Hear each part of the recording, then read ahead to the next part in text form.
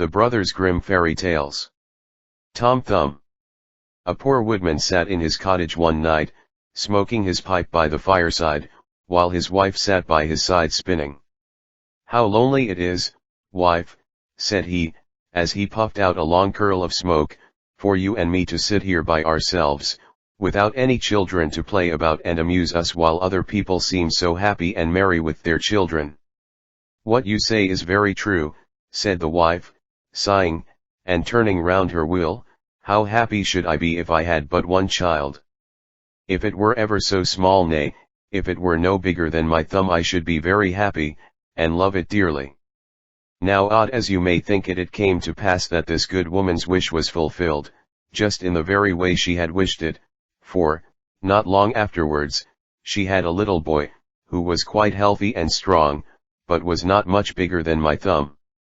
So they said, "Well, we cannot say we have not got what we wished for, and, little as he is, we will love him dearly." And they called him Thomas Thumb. They gave him plenty of food, yet for all they could do he never grew bigger, but kept just the same size as he had been when he was born. Still, his eyes were sharp and sparkling, and he soon showed himself to be a clever little fellow, who always knew well what he was about. One day, as the woodman was getting ready to go into the wood to cut fuel, he said, "I wish I had someone to bring the cart after me, for I want to make haste." "Oh, father," cried Tom, "I will take care of that. The cart shall be in the wood by the time you want it." Then the woodman laughed, and said, "How can that be? You cannot reach up to the horse's bridle." "Never mind that, father," said Tom, "if my mother will only harness the horse, I will get into his ear and tell him which way to go." "Well," said the father, "we will try for once." When the time came, the mother harnessed the horse to the cart, and put Tom into his ear, and as he sat there the little man told the beast how to go, crying out, "Go on, and stop," as he wanted, and thus the horse went on just as well as if the woodman had driven it himself into the wood. It happened that as the horse was going a little too fast, and Tom was calling out, "Gently, gently," two strangers came up. "What an odd thing that is," said one, "there is a cart going along, and I hear a carter talking to the horse, but yet I can see no one." "That is queer, indeed," said the other, "let us follow the cart, and see where it goes." So they went on into the wood, till at last they came to the place where the woodman was.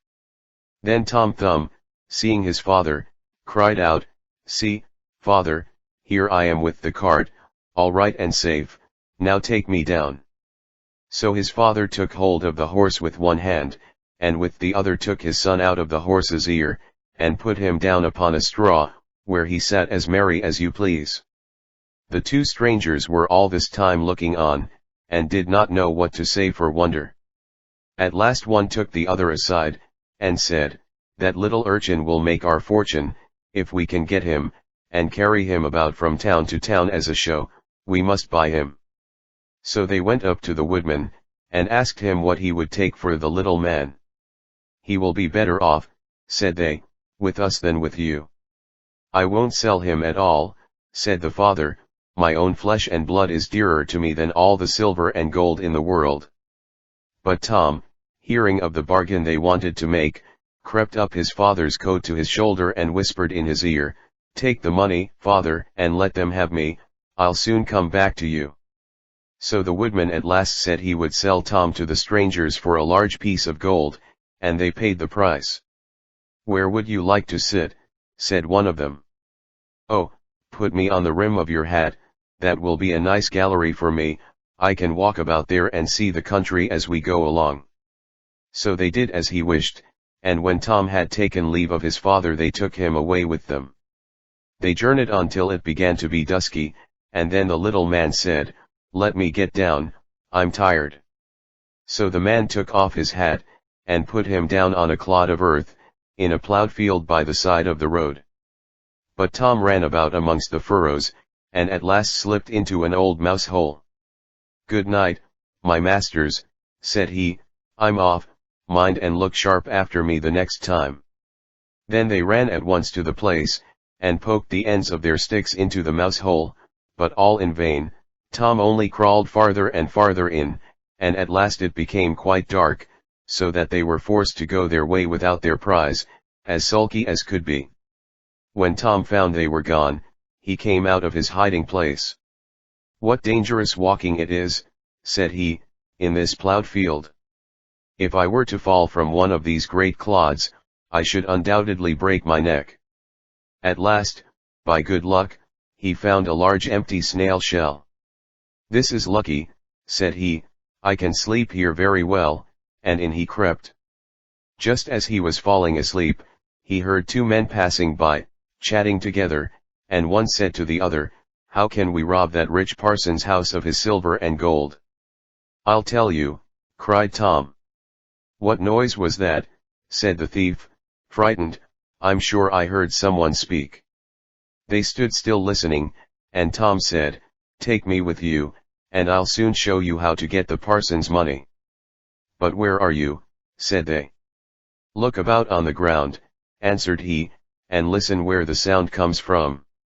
At last the thieves found him out, and lifted him up in their hands. "You little urchin," they said, "what can you do for us?" "Why, I can get between the iron window bars of the parson's house, and throw you out whatever you want." "That's a good thought," said the thieves. "Come along, we shall see what you can do." When they came to the parson's house, Tom slipped through the window bars into the room, and then called out as loud as he could bawl, "Will you have all that is here?" At this the thieves were frightened, and said, "Softly, softly. Speak low, that you may not awaken anybody."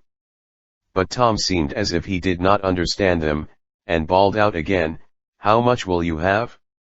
Shall I throw it all out?" Now the cook lay in the next room, and hearing a noise she raised herself up in her bed and listened. Meantime the thieves were frightened, and ran off a little way, but at last they plucked up their hearts, and said, "The little urchin is only trying to make fools of us." So they came back and whispered softly to him, saying, "Now let us have no more of your roguish jokes, but throw us out some of the money." Then Tom called out as loud as he could, "Very well, hold your hands, here it comes." The cook heard this quite plain, so she sprang out of bed, and ran to open the door. The thieves ran off as if a wolf was at their tails, and the maid, having groped about and found nothing, went away for a light. By the time she came back, Tom had slipped off into the barn, and when she had looked about and searched every hole and corner, and found nobody, she went to bed, thinking she must have been dreaming with her eyes open. The little man crawled about in the hayloft, and at last found a snug place to finish his night's rest in, so he laid himself down, meaning to sleep till daylight, and then find his way home to his father and mother. But alas! How woefully he was undone! What crosses and sorrows happen to us all in this world! The cook got up early, before daybreak, to feed the cows, and going straight to the hayloft, carried away a large bundle of hay, with the little man in the middle of it, fast asleep. He still, however, slept on, and did not awake till he found himself in the mouth of the cow, for the cook had put the hay into the cow's rick, and the cow had taken Tom up in a mouthful of it. "Good lack a day," said he, "how came I to tumble into the mill?" But he soon found out where he really was, and was forced to have all his wits about him, that he might not get between the cow's teeth, and so be crushed to death. At last down he went into her stomach. "It is rather dark," said he, "they forgot to build windows in this room to let the sun in, a candle would be no bad thing." Though he made the best of his bad luck, he did not like his quarters at all, and the worst of it was, that more and more hay was always coming down, and the space left for him became smaller and smaller. At last he cried out as loud as he could, "Don't bring me any more hay! Don't bring me any more hay!"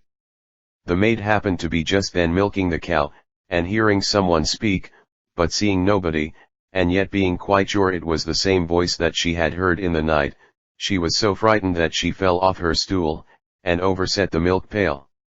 As soon as she could pick herself up out of the dirt, She ran off as fast as she could to her master the parson, and said, "Sir, sir, the cow is talking." But the parson said, "Woman, thou art surely mad." However, he went with her into the cow house, to try and see what was the matter.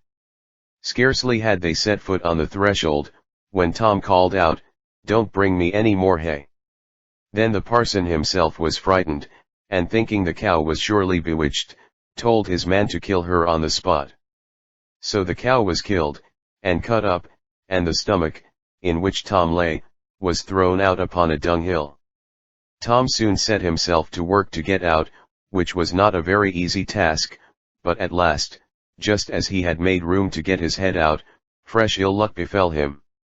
A hungry wolf sprang out, and swallowed up the whole stomach, with Tom in it, at one gulp, and ran away.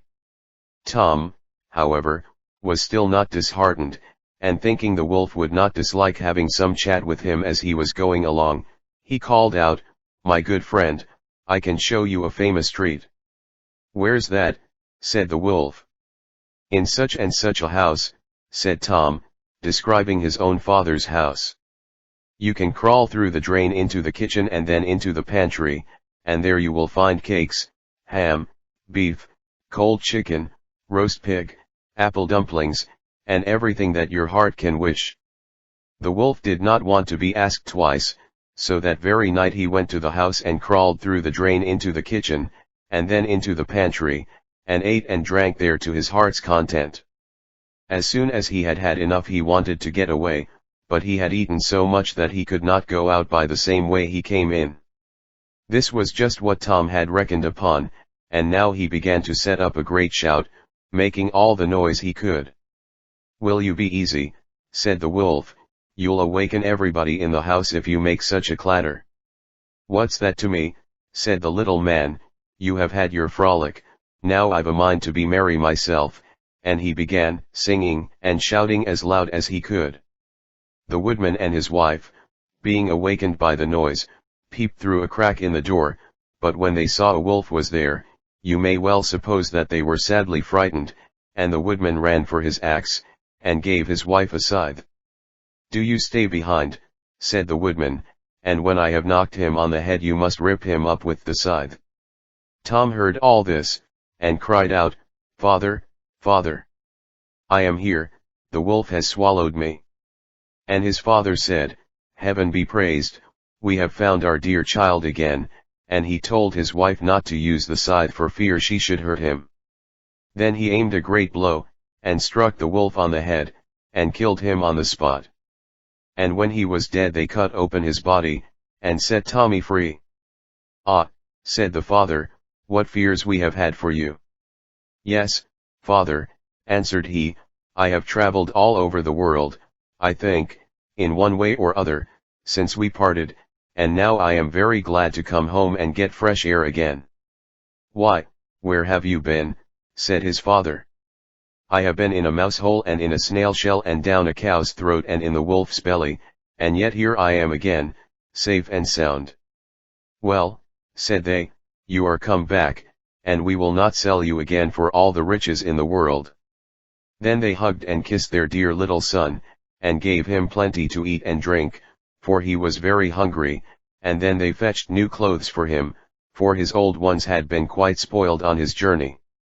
So Master Thumb stayed at home with his father and mother, in peace, for though he had been so great a traveler, and had done and seen so many fine things, and was fond enough of telling the whole story, he always agreed that, after all, there's no place like home.